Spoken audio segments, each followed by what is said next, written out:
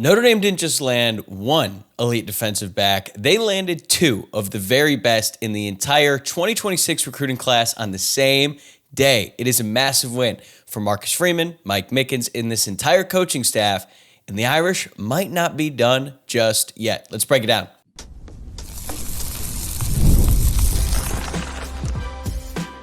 You are Locked On Irish, your daily podcast on the Notre Dame Fighting Irish. Part of the Locked On Podcast Network, your team every day. Hello and welcome in to a very special edition of Locked On Irish. I'm your host, Tyler Wojciak. I'm a Notre Dame alum, producer at Fox Sports, and I've been covering the Irish for the past 5 years. And today is Friday, June 20th, and it is going to go down as a historic day in Notre Dame recruiting history after the Irish added elite defensive backs Joey O'Brien and Khary Adams within a few hours of each other. Before we dive in, a quick reminder to subscribe on YouTube or wherever you get your podcasts. Notre Dame is red hot on the recruiting trail right now, and I'm reacting to it every step of the way. So hit that subscribe button and you won't miss a second. This episode is brought to you by FanDuel. Right now, new customers can get $200 in bonus bets when your first $5 bet wins. And today's show is loaded, and for good reason. It is tough enough to land one player as talented as Joey O'Brien or Khary Adams, but Marcus Freeman and Mike Mickens were able to land both in the same day. I'm going to break down both prospects, what they bring to the table, what makes them so special, and give you the inside story on how Notre Dame was able to seal the deal. Then to wrap it up, we're going to take a look at who could be next, because I really like where Notre Dame stands right now with tight end Peyton Fryzel, and they're in a strong spot with Nick Reddish, Devin Fitzgerald, and several others. So let's dive into it. We'll start with Joey O'Brien because he was the most recent one to commit, and to be honest with you, this is one of the biggest recruiting wins for Notre Dame in a very long time. If you look at his recruiting ranking, it's not like top 10. It's not even as high as Rodney Dunham. He's not the highest ranked player in this class, but I think he has a ton of potential. He's ranked as the number 6 safety, the number 65 player overall on the 24/7 Sports Composite, which again is a combination or a calculated total of all the different recruiting rankings like 24/7, Rivals, ESPN, all of them mixed together. That is his average ranking, and I think that is criminally underrated. I think he is going to be a top 10 prospect by the end of the cycle for a couple reasons. Number one, he just keeps growing. He's listed as 6'3", 185. I think he's taller. I mentioned on the show that I saw him last weekend when I was on campus for a wedding and the official visit weekend was going on. I walked past him. It was very clear who he was because he looks exactly like Kyle Hamilton. Eric Thomas and I were joking that they're basically Kevin Duranting him because Kevin Durant is 7 foot, but for whatever reason, he doesn't want to be listed at 7 foot. Well, I think that Joey O'Brien is much taller than the height he's listed at, which is very rare in high school recruiting for a player to be shorter than what they actually are, at least on the recruiting sites. But he is great size, great length, and he is a freak athlete. He has been tearing it up on the camp cycle this offseason. Adam Brenneman from Yahoo Sports, who's actually a Penn State grad, went to one of those camps, went to a couple of them actually, and he said that Joey O'Brien is not only the best safety prospect in this year's class, he thinks he is one of the best safety prospects in the past decade and should be one of the best defensive prospects in this entire recruiting class. So the sky is the limit for Joey O'Brien, and obviously when you're that good of a player, you're going to have a lot of suitors, and that is exactly what Joey O'Brien had. This has been a roller coaster of a recruitment, specifically in the last few months, because Notre Dame was on him very early on in the process, as was Penn State, because he plays for LaSalle College in Pennsylvania, the best prospect in the state this cycle. And it felt like for a long time, it was going to come down to Notre Dame or Penn State, depending on who you talk to. Notre Dame felt pretty confident. Penn State felt very confident. But it did kind of feel like Notre Dame was in the lead for a good while. But then Penn State started to gain some serious momentum right before he took his official visits. His first official visit of this summer, Penn State, May 16th. And after that visit, you started seeing some crystal ball predictions for O'Brien to end up at Penn State. Then he ended up visiting Clemson a couple weeks later on May 30th, and all of a sudden, they had a ton of momentum. I had Locked On Recruiting Insider, Brian Smith, on the show, and he was like, hey, watch out for Clemson. They were not talked about a ton prior to this visit, but coming off that, Dabo Swinney and his staff did an incredible job. They are a dark horse. They might even be in the lead at that point. Then he visited Oregon a week after that, and there were reports of like some Godfather NIL offer being thrown around, which isn't that surprising because Oregon basically has Phil Knight's blank checkbook to work with, and considering how good Joey O'Brien is, they were willing going to empty the bank account to land a player like him. But it didn't seem like he was a great fit. It's a long way from home. But still, they're in the mix. Whenever they're offering that kind of money, and there's different numbers being thrown around. I don't have an official number, but they're in the mix as well. So it kind of started to feel like whoever he visited last became the favorite, which, isn't that shocking. He's still a pretty young kid. A lot of high school kids are impressionable, and they're going to certainly roll out the red carpet for a player like him at every single visit. But the good thing was for Notre Dame, they were always going to have the last official visit. And even though they had some ground to make up, they knew that they were going to have the final word because he had already announced that he was going to make his decision on June 20th. So Joey O'Brien comes to campus. He is one of 9 uncommitted prospects who are there for the official visit weekend. We've talked about it all week on the show. Notre Dame also had 12 committed prospects. Like, they really stacked the deck. They went all in on this weekend. O'Brien, Khary Adams, and Caden Finley were the top 3 headliner uncommitted prospects, but there was a bunch of other ones as well that Notre Dame is really going after. And you could tell just from talking to different people who are in the know, and even the committed prospects, everyone understood that O'Brien was a huge priority for the staff, but also the committed prospects and their families. Like, the commits were going up to Joey. They were introducing him to their own families. Like, hey, Joey O'Brien, like, go talk to him. It was a very big deal for him to be around everyone that weekend. So the staff did a great job. The commits did a great job. Their families, like, everyone came together, and it took a village to get Joey O'Brien to commit to Notre Dame. And ultimately, they were able to do so. They went out of their way to make him feel welcome, make him feel at home, and make him understand that, hey, he is a perfect fit at Notre Dame, and he's going to do great things in his career at Notre Dame and beyond that. And ultimately, I do believe that the relationships won him over. Notre Dame did have a competitive NIL offer. We can't just act like that was not part of this recruitment, but my guess is that Oregon offered more just based on my understanding of Oregon and how they operate over there in Eugene. But in the end, it was about more than money, and Notre Dame was able to get this done. So once he gets to Notre Dame, he could legitimately play both ways. Personally, I think he's best suited to play defense, focus all of his time on becoming the next Kyle Hamilton, because that is his ceiling. He has the size, the length, the athleticism, the football instincts, and toughness to reach that level. But if he wanted to play boundary receiver, I would not be opposed. I mean, Notre Dame has not really had a homegrown boundary receiver that really excelled in a long time, not since Chase Claypool. But I just think that O'Brien is at his best when he's in coverage. He knows how to bait quarterbacks into throwing his way, and he has like the elite ball skills to make the quarterbacks pay when they throw it in his direction, because he's going to make a play on the ball. There's these videos going around camp where he did exactly that to one of the top quarterback prospects in the nation. He basically kind of sagged off a little bit, baited the quarterback into throwing it, pick six the other way. Then he had another interception where he went up for a jump ball, literally tipped the ball to himself in the air over another very tall wide receiver. He knew he wasn't going to be able to make the catch on the fly, but just adjusted it perfectly, tipped up in the air like a basketball player, came down with it. Like, he is just a special, special player. So I know that every single school has pitched playing both ways to him. That's probably what they're going to say when he's being recruited. We'll see if they actually put that plan into action once he gets on campus. But before, it felt like Notre Dame was not ever going to consider a player playing both ways. Like, just ask Greg Flemung from Irish Sports Daily, great friend of the show, how he feels about the fact that Kyle Hamilton didn't play both ways. But the coaching staff does seem pretty open to it with Dallas Golden, who is an incoming freshman right now. We'll see how that goes. Maybe that will help determine what the future is like for Joey O'Brien, but it honestly does not matter what side of the ball he plays on. He is going to excel no matter what, but he's also very physical too. Like, I love that he's willing to get after it and run support. He's not just a cover safety or anything like that. He will come downfield. He will blow up a running back, and that's where I see so many similarities with Kyle Hamilton. Like, it's not just the size and the athletic ability and the football instincts. Kyle could lay the wood. Like, he was a ball hawk as well, but he was not afraid to get in there, lay the wood. I remember when he absolutely decapitated a punt returner on a play when he was at Notre Dame, and I think that O'Brien is willing to do the same. He performs at his best when he's playing against the best as well. Big-time gamer. He's dominated camps, big games in high school, and more. He elevates his play in the biggest moments, so he is just a special, special prospect. He is now the second highest rated commit in Notre Dame's class behind Rodney Dunham, according to the 24/7 Sports Composite. And now, with O'Brien and Adams in the fold, they have 4 defensive backs in this class.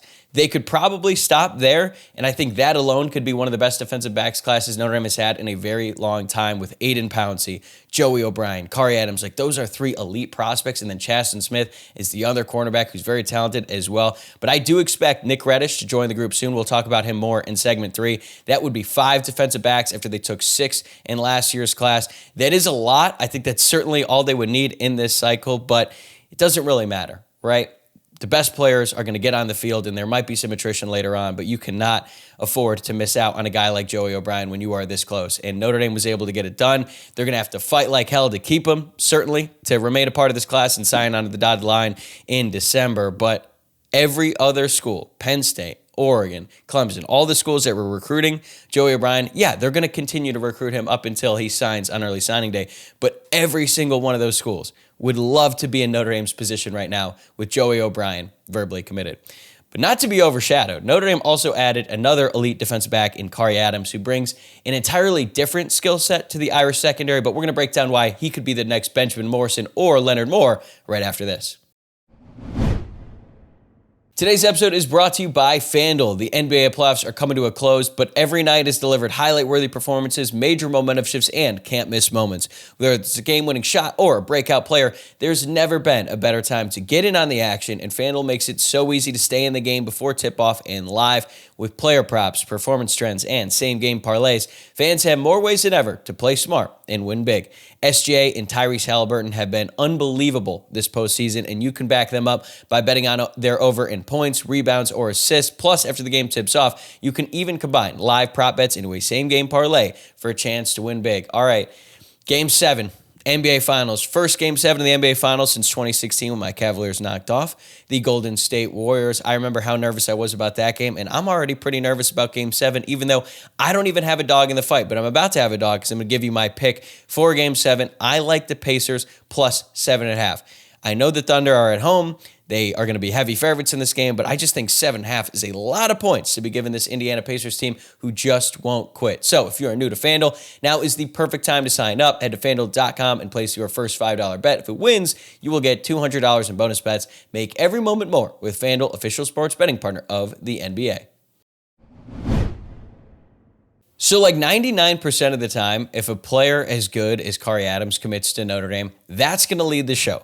But today, we have to reserve Khary Adams' commitment to the second segment because Notre Dame was able to land Joey O'Brien and Khary Adams in the same day. Khary Adams was the first to commit to Notre Dame. Then Joey O'Brien announced his commitment a few hours later. But I really do not want Khary Adams to be overshadowed because he is so good, and he was such a highly coveted prospect. So this is another massive win for Notre Dame. He is a true boundary cornerback, in my opinion. He's listed at 6'2", 175 pounds, but he has an 80-inch wingspan, according to his X account. We know Mike Mickens and Notre Dame, they like their cornerbacks to have length and to be able to get really physical with wide receivers, and that is exactly what Khary Adams can do.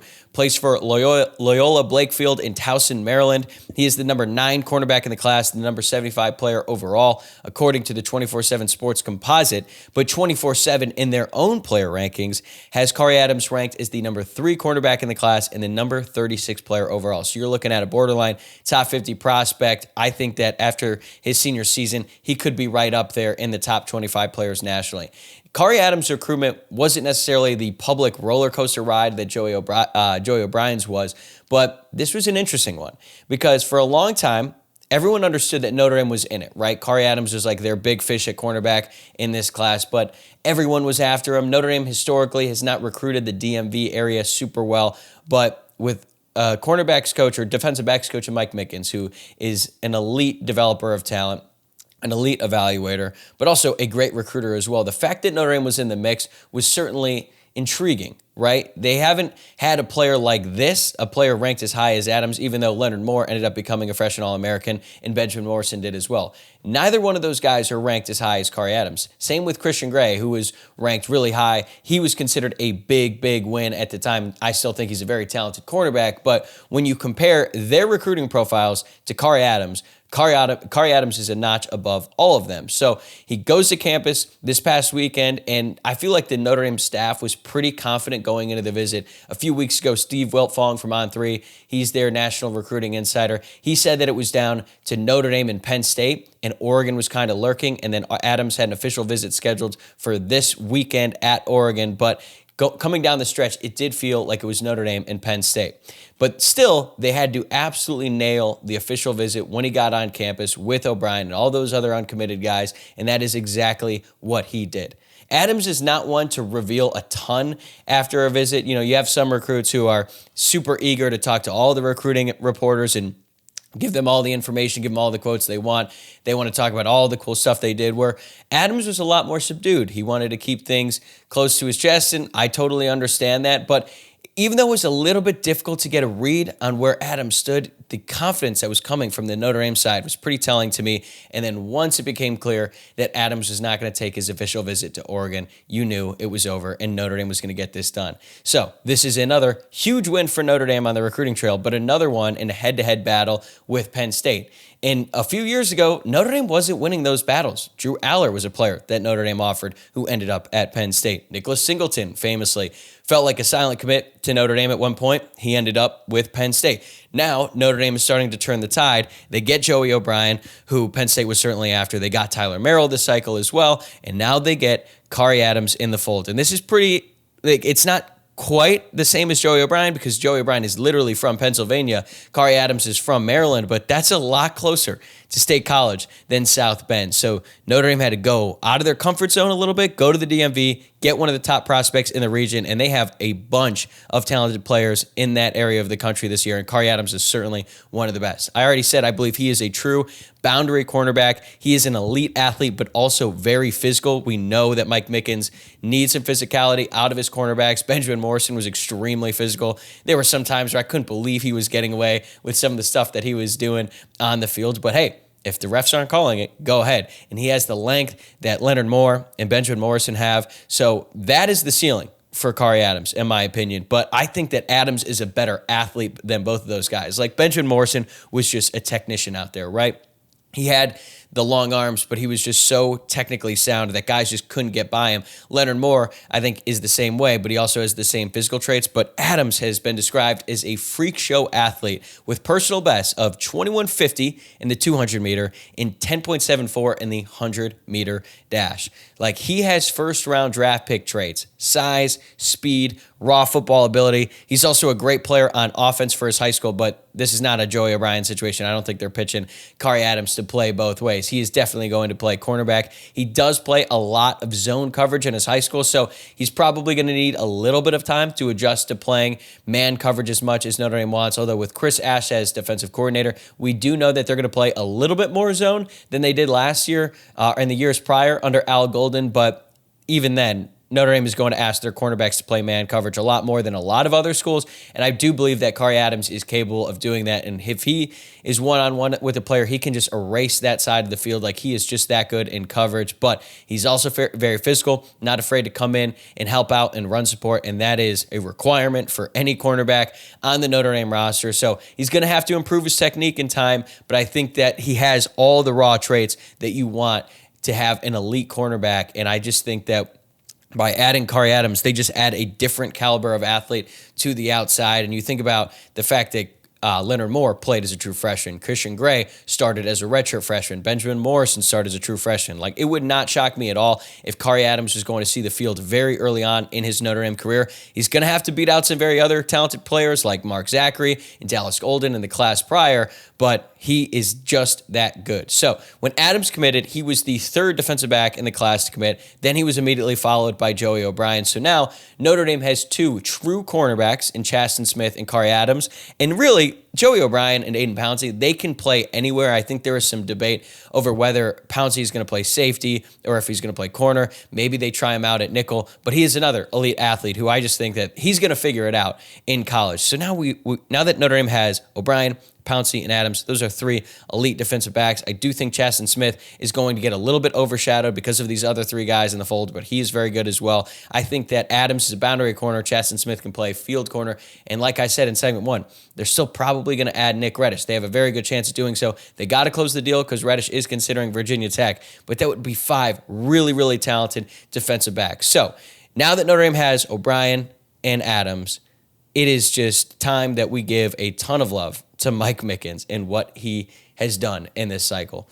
Not only has he shown that he's great at developing cornerbacks, like he turned Sauce Gardner, who was, I think, ranked like 1,700th in the recruiting class at the time, total diamond in the rough, had to pound the table for him. Even Marcus Freeman has admitted that he wasn't as high on Sauce Gardner coming out of high school. Mike Mickens saw something in him, developed him into one of the best cornerbacks at any level of football. But then Benjamin Morrison, not even ranked in the top 300 players in the country, saw him, knew how good he could be. Benjamin Morrison ends up starting as true freshman, and then even though his career was cut short by injury, unbelievable corner at Notre Dame, could have gone down as the best corner of all time, I think, if he had stayed healthy. And now there's Leonard Moore, next man up, comes in for Benjamin Morrison, surprises everyone by becoming maybe even better, which is crazy to say because I just called Benjamin Morrison one of the best cornerbacks in Notre Dame history. And now, in my opinion, Khary Adams is next in line. And even though Mike Mickens didn't recruit Kyle Hamilton out of high school, I think Joey O'Brien can be at that level. So what he has done as a defensive backs coach is just unbelievable, and he deserves a ton of props. He probably deserves yet another raise. I think that'd be like the 3rd or 4th offseason in a row. But Notre Dame almost lost him this offseason. I know that a lot of people were concerned, myself included, when they hired Chris Ash instead of Mike Mickens. I thought, well, he might be out the door. Well, Notre Dame was able to retain him. And now when you bring in talent like this, I think that is certainly enticing for Mike Mickens to want to stick around for a long time because these guys are going to be excellent. Notre Dame already has one of the best secondaries in college football, and they are going to keep getting better. We are just a few years away, in my opinion, from looking at Notre Dame. Believe this, DBU.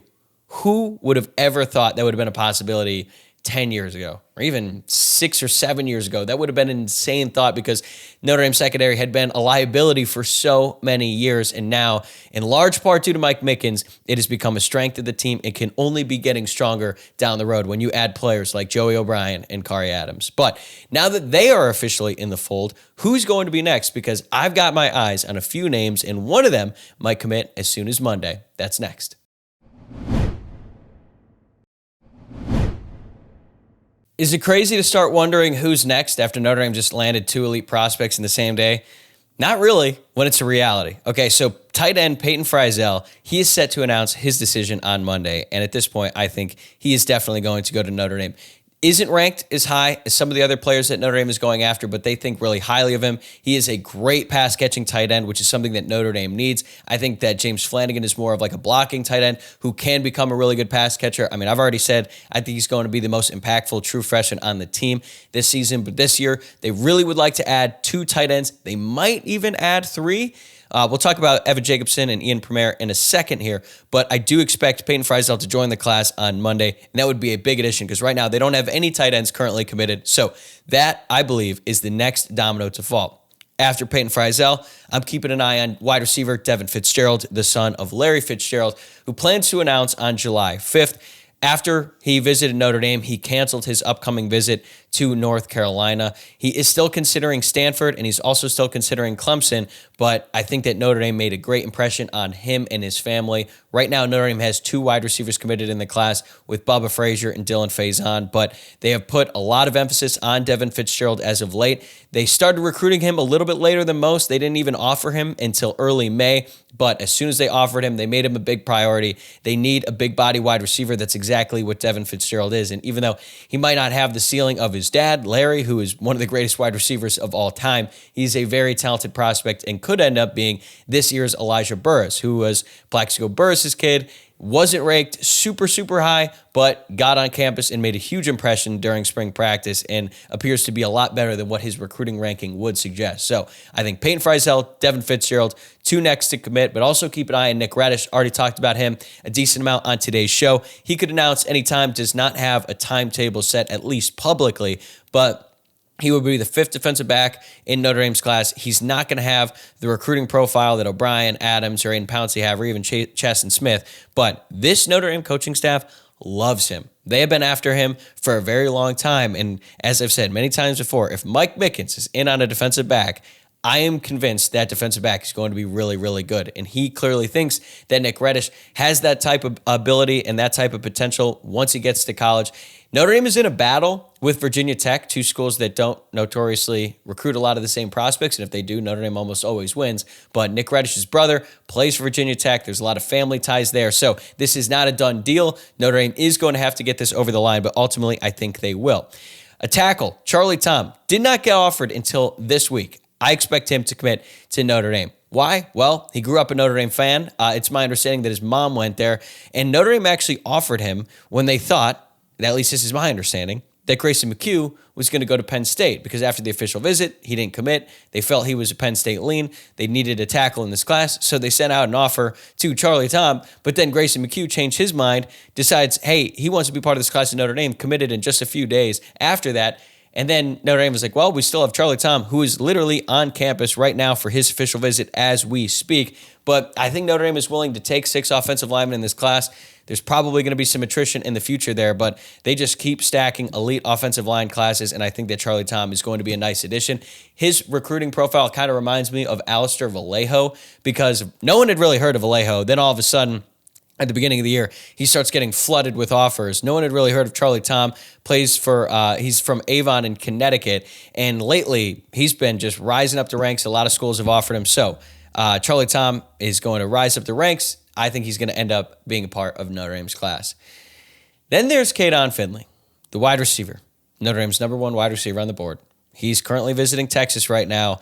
It is his last official visit, and he's going to announce after the fact. But now that Notre Dame has O'Brien, now that they have Khary Adams, I think Peyton Fryzel and Elijah Golden are the 2 top priorities left on the board, and they've got to get this done because it'd be nice if they add Devin Fitzgerald to go along with Faison and Bubba Frazier, but I don't think any of those 3 are as good as Peyton Fryzel. He is, in my opinion, as good, if not better, than Jane Greathouse coming out of high school. I think he could be so good in college, but his dad played football at Texas. I think his mom probably wants him to go to Notre Dame. She sees the appeal, but you're looking at a wide receiver who plays high school football in Texas, whose dad played for the Longhorns, went on to the NFL. It is going to be tough to get him to leave that behind and come to South Bend, Indiana to play for Notre Dame. I do believe that Notre Dame put themselves in great position after his official visit. I predicted that he will end up at Notre Dame, but it's going to take a fight. Notre Dame is probably going to have to make up some ground because after this official visit to Texas, I'm sure he's going to be riding high thinking that's his place.